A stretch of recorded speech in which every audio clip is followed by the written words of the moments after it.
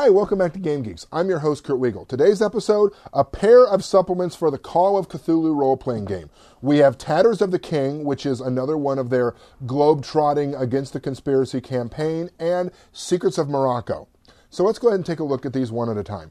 Tatters of the King is, as you can tell by the size, a full campaign for Call of Cthulhu. What sets this apart from most other Call of Cthulhu campaigns is this feels a lot more academic in nature, or almost more of an intellectual campaign than some of their other ones. What do I mean by that? Let's see.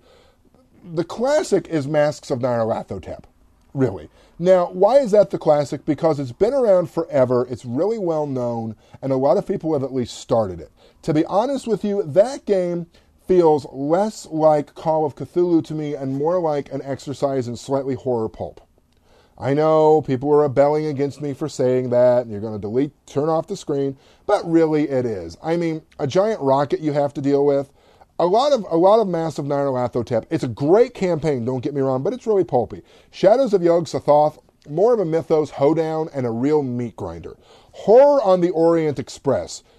I love that campaign. We haven't reviewed it yet. We will soon. But Horror on the Orient Express, the cool thing about that is, pardon the pun, people think it's really railroady. Sorry, couldn't help it. And to a certain extent it is, but it's a really good campaign. Tatters of the King, now we're talking about this one here today, folks, not the other ones.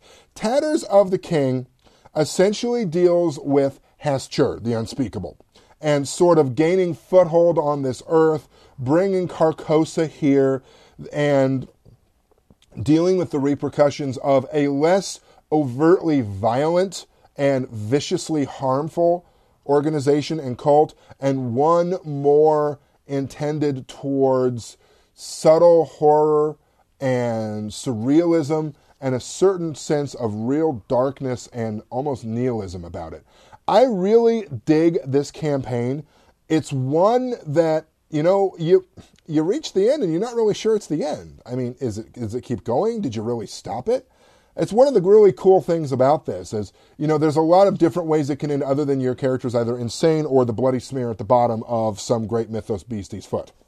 The other book we're reviewing here today is Secrets of Morocco. Now, all of the Secrets books really bring in something else. We've had, among others, New York, LA, Kenya, San Francisco, Japan, which is set, Japan's in the modern era rather than the 1920s era. There's been Cairo and London in previous editions, and now we've got Morocco. Now, this is the first one that really focuses on an entire frickin' country here, people. Not just one neat little city tucked away someplace.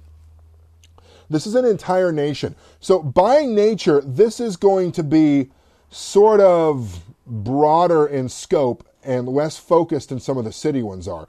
One of the coolest things about this is it really brings in options for Pulp Cthulhu. Now, for those of you who've been around this hobby for a while, Pulp Cthulhu is one of the most infamously vaporware books and products in history. We've been promised it since Cthulhu D20 hit, which has been some time ago, and it's never really been seen, and we hear rumors, but there's a new author, and it's coming, we promise, and it's going to come out this Christmas, and Christmas come and goes. If it comes out, great. If not, I've got my standard Call of Cthulhu, and what do I care?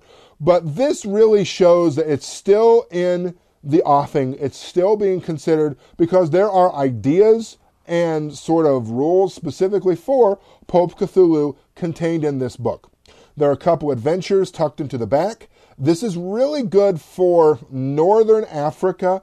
It's not just Morocco. It's really sort of an entire view of Northern Africa in the 1920s. Combine this with some of the 1920s information from Kenya, and you really have a good start on the Dark Continent, particularly since, let's face it, Egypt's been done to death in Call of Cthulhu. Pick up Masks of Nyarlathotep, Day of the Beast, a lot of other things. You're in Egypt. So, these two books, if you like Call of Cthulhu, and God knows that I do, these are two really good books for this. A full campaign that's less meat grinder and more think about it a little bit. And this, which is a nice setting for a very broad area, which just opens up new doors for your campaign. Love Call of Cthulhu. Chances are a lot of you do too. These are two supplements well worth looking into. For Game Geeks, I'm your host, Kurt Wiegel. Good day and good gaming. What was it?